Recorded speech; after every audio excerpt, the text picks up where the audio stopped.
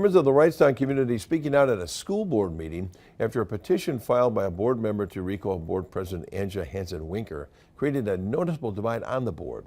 In a First Alert update, Drew Best brings us the public's input on the board's dispute. Drew.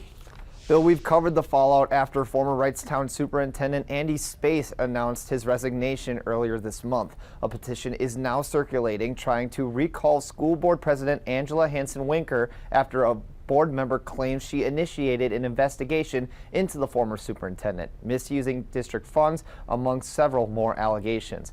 Hansen-Winker told Action 2 News earlier this week the investigation had started when a non-disclosure agreement did not allow her to be transparent with the full board.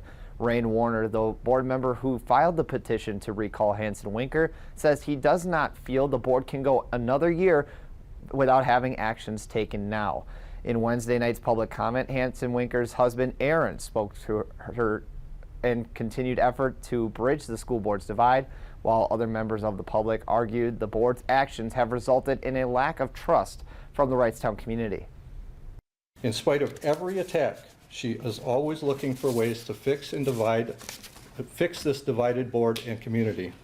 As you can see, that hasn't worked so far because I don't believe certain people want to fix it based on their continued actions. We've torn this community apart. We've divided it. That's not what this is about. We want people that want to come to Wrightstown right now. Who wants to come here? In our discussions with both Hansen-Winker and Warner this week, both say they might not see eye to eye right now, but they hope to work together in the future depending on the outcome of the potential recall. Warner's petition has until mid-February to gather signatures, while Hansen-Winker's term as board president ends in 2026. Bill?